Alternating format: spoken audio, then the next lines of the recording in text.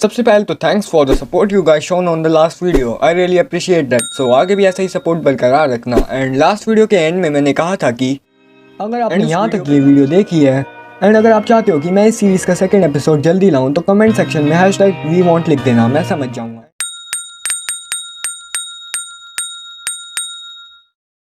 So here I am with second episode of the series. तो आज की video में हम बात करेंगे नेज़ुको-चान। नहीं, नेज़ुको के बारे में किसी और वीडियो में बात करेंगे। आज की वीडियो में हम बात करेंगे ज़ेनित्सु के बारे में, या फिर इनोसुके लैंग्वेज में कहें तो मोनित्सु के बारे में। So let's begin.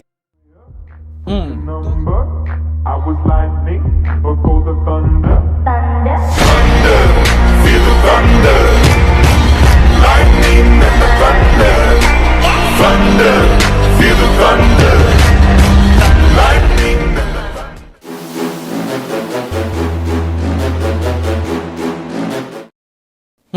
तो अगर मैं ज़ेनित्सु की पर्सनैलिटी को एक सेंटेंस में बताऊं तो वो एक ऐसा डीमन स्लेयर है जिसकी डीमन स्लेयर होकर भी डीमन से फटती है एंड उसे रोने चिल्लाने एंड प्लीज मैरी मी के अलावा और कुछ नहीं आता। और हाँ, नेज़ुको पे सिम्प करने के अलावा भी। तो तुम भी मेरी तरह ज़ेनित्सु के गेंजुत्सु में फंस गए ना। मुझे भी ज़ेनित्सु पहले ऐसे ही लगता था, लेकिन इस सीन को देखने के बाद मेरा ज़ेनित्सु के कैरेक्टर के प्रति पर्सपेक्टिव पूरा ही चेंज हो गया। 雷の呼吸一の型霹靂一閃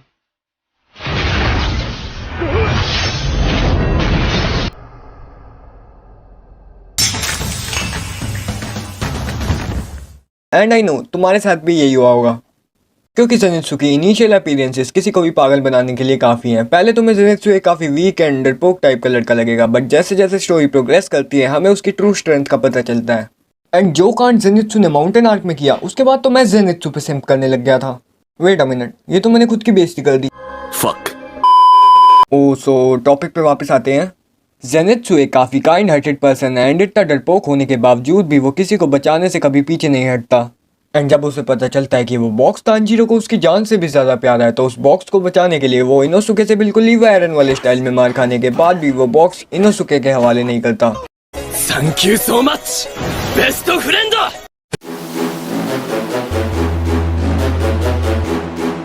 तो ज़ेनित्सु की बैक स्टोरी कुछ इस तरह है कि वो एक लड़की से ट्रू लव करता था एंड उस लड़की को इम्प्रेस करने के लिए वो कुछ लोगों से पैसे उधार लेता है। हाँ, लड़की को इम्प्रेस करने के लिए पैसे उधार लेता है एंड उस लड़की को देता है इस उम्मीद में कि वो उसकी गर्लफ्रेंड बनेगी। बट गर्लफ्रेंड बनना तो दूर की बात, वो लड़की उससे पैसे लेकर ज़ेनित्सु के साथ स्कैम कर देती है और किसी और लड़के के साथ भाग जाती है। एंड देन ज़ेनित्सु बहुत ज़्यादा डिप्रेस्ड हो जाता है।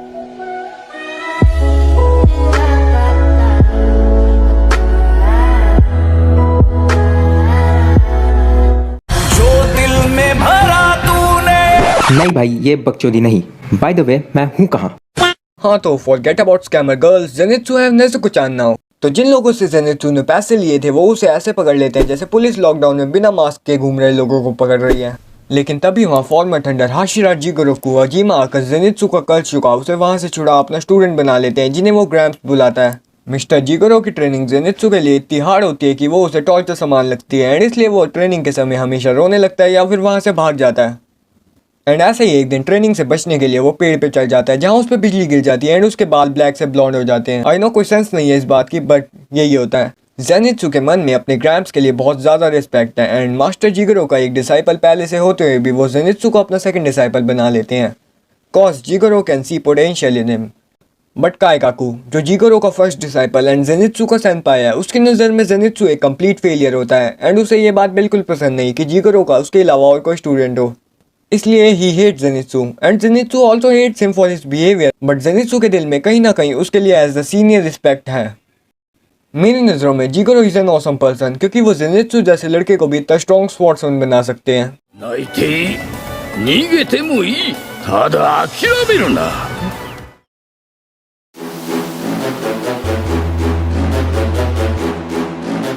Enhanced strength. अब चाहे ज़ेनित्सु ने रो कर ही ट्रेनिंग क्यों ना की हो, लेकिन फिर भी उसकी ट्रेनिंग की वजह से उसमें काफ़ी ज़्यादा स्ट्रेंथ है एंड इसका सबसे बड़ा एग्जांपल है जब वो द ऑलमाइटी लॉर्ड इनोसुके सामा को इतनी देर तक रोक पाता है वो बॉक्स लेने से। Immense speed and reflexes.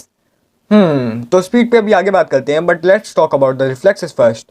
तो ज़ेनित्सु के रिफ्लेक्सेस इतने तेज है कि टंग डीमन की जीभ जब उसे टच कर पाती इससे पहले वो उसकी जीभ काट के अपनी स्वॉर्ड वापस कवर में भी रख लेता है। Enhanced sense of hearing. जिस तरह तांजीरो के पास एनहेंस सेंस ऑफ स्मेल है, उसी तरह जेनित्सु के पास एनहेंस सेंस ऑफ हियरिंग है, जो उसे बहुत लो फ्रीक्वेंसी की आवाज़ों को भी आराम से सुनने में हेल्प करती है। एंड इस एबिलिटी की मदद से जेनित्सु अपने आसपास के एरिया में डीमंस की प्रेजेंस को भी सेंस कर सकता है। Unconscious combat. जेनित्सु अनकॉन्शियस होते ही अपने सुपर सेन मोड में चला जाता है एंड फिर डीमंस के लगने शुरू हो जाते हैं। Now let me explain you why this happens. तो डीमंस के फियर को जब जेनित्सु एक्सपीरियंस करता है तो वो उसके डर सहने की लिमिट को एक्सीड कर देते हैं एंड देन ही फॉल्स अनकॉन्शियस। अनकॉन्शियस होने की वजह से जेनित्सु अपने डीमंस के प्रति फियर को ओवरकम कर लेता है एंड अपने ट्रू पोटेंशियल पे लड़ पाता है। एंड मुगन ट्रेन में एनमू ने जेनित्सु को सुलाकर तो उसे खुद ही इनविटेशन दे दिया। मार ले भाई, मार ले मार ले भाई, मैं पीछे होके खड़ा हूं, मार ले मेरी। Okay. What you know about rolling down in the deep? When your brain goes numb, you can call that mental freeze. When these people talk too much, put that shit in slow motion. Yeah, I feel like an astronaut in the ocean.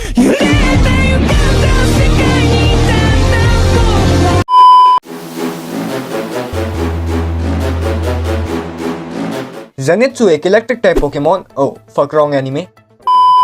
हाँ, तो मैं कह रहा था कि Zenitsu एक thunder breathing user है and breath of the thunder 5 main primary breathing styles में से एक है, जो सीधा ब्रेथ ऑफ द सन से डिराइव्ड है।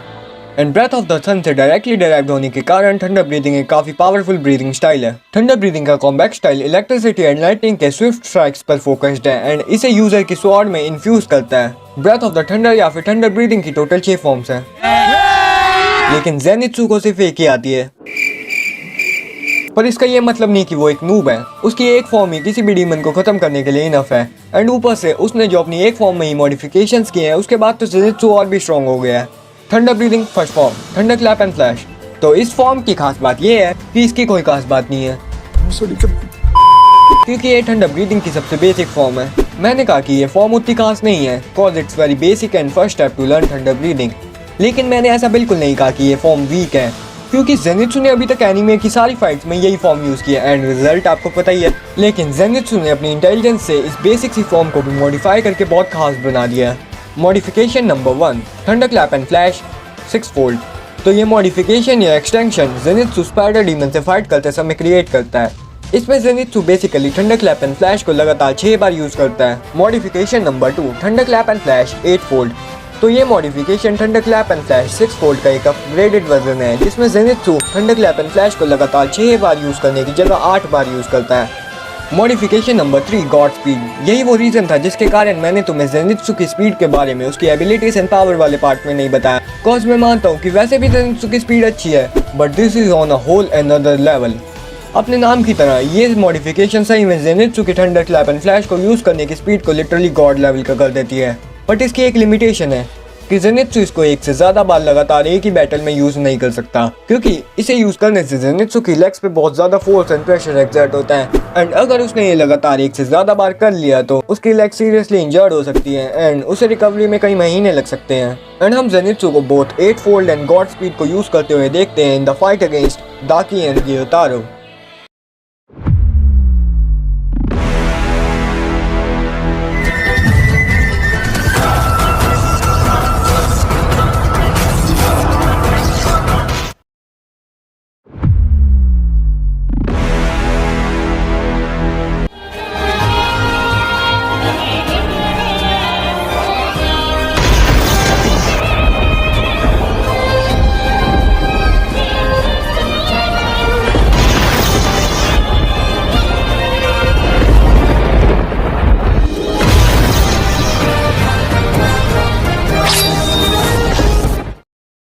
And finally thunder breathing 7th form. अब तुम सोच रहे होगे भाई तूने तो कहा था थंडर ब्रीदिंग की सिर्फ 6 फॉर्म्स है, जिसमें से जेनित्सु को सिर्फ एक ही आती है। तो हाँ ब्रो, मैंने ऐसा कहा था, but thunder breathing 7th form कोई ऑफिशियल फॉर्म नहीं है थंडर ब्रीदिंग की।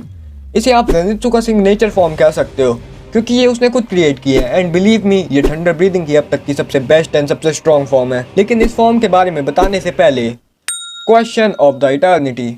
तो क्या जेनित्सु हमेशा सोता रहेगा या फिर वो अपने स्लीप jutsu से बाहर आकर भी लड़ पाएगा? Demon slayer infinite dimensional fortress arc में सारे डीमन स्लेयर्स मुजान का पीछा करते हुए इन्फिनिट डायमेंशनल फोर्ट्रेस में पहुंच जाते हैं एंड वहाँ जेनित्सु का सामना होता है काइगाकू से, जो डीमन बन चुका है and not a regular demon. Demon बनने के कुछ समय बाद ही काइगाकू अपर मून 6 की रैंक हासिल कर लेता है एंड आई डोंट थिंक कि मुझे बताने की जरूरत है हाउ स्ट्रॉन्ग अपर मून था। काइगाकू को एक डीमन बना देख ज़ेनित्सु काफी गुस्से में आ जाता है क्योंकि काइगाकू यानी एक थंडर ब्रीदिंग यूजर एंड अपने डिसाइपल के डीमन बन जाने की वजह से जिगोरो खुद को रिस्पॉन्सिबल मानकर सुसाइड कमिट कर लेते हैं। काइगाकू डीमन बनने के बाद भी थंडर ब्रीदिंग को यूज कर पाता है जो उसे ज़ेनित्सु के लिए काफी टफ अपोनेंट बना देती है।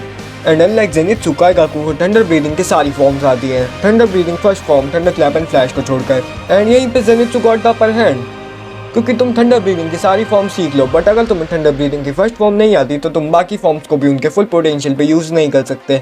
ये ज़ेनित्सु के लिए अब तक की सबसे इंपॉर्टेंट एंड टफ फाइट थी। ज़ेनित्सु अपर मून 6 काइगाकू से अकेले लड़ता है, वो भी बिना किसी की हेल्प के। एंड उससे भी ज्यादा शॉकिंग बात ये है कि ज़ेनित्सु ये पूरी फाइट जागते हुए लड़ता है। And finally thunder breathing 7th form the flaming thunder god को क्रिएट कर काइगाकू को हरा देता है। Thunder breathing 7th form the flaming thunder god Zenitsu की self creation and possibly thunder breathing की सबसे स्ट्रॉन्गेस्ट फॉर्म। इस टेक्निक में ज़ेनित्सु की स्वॉर्ड से एक ब्राइट येलो कलर का ड्रैगन एमर्ज होता है जो लाइटनिंग से क्रिएट हुआ है। एंड इस फॉर्म को यूज करते समय ज़ेनित्सु अपनी गॉड स्पीड को भी सरपास कर देता है। एंड इतनी हाई स्पीड होने की वजह से इस टेक्निक के समय बहुत ज़्यादा हीट एक्सर्ट होती है एंड उस हीट के कारण ज़ेनित्सु की हावरी भी फट जाती है। कीप दैट इन माइंड कि ज़ेनित्सु काइगाकू जो कि अपर मून 6 था उसको अकेले इसलिए हरा पाया क्योंकि काइगाकू को डीमन बने अभी ज़्यादा समय नहीं हुआ था और उसने ज़्यादा ह्यूमंस को भी कंज्यूम नहीं किया था। एंड अगर ज़ेनित्सु और काइगाकू का सामना कुछ साल बाद होता तो शायद वो उसे ना हरा पाता, but that's just me. Current events and thunder breathing 7th form को ध्यान में रखते हुए ज़ेनित्सु किसी भी अपर मून रैंक 6 या फिर इवन रैंक 5 तक को अकेले संभाल लेगा, बट उससे ऊपर की रैंक्स को हराने में उसे हेल्प की ज़रूरत पड़ सकती है। So this is it for this video guys. अगर आपको वीडियो पसंद आई है तो like this video, share this video with your demon slayer friends and subscribe this channel for more content like this. And मुझे ये भी बता देना कमेंट्स में कि इस सीरीज़ का नेक्स्ट एपिसोड किस कैरेक्टर पे चाहिए। मैं मिलूंगा तुमसे किसी और वीडियो में, तब तक के लिए सायोनारा।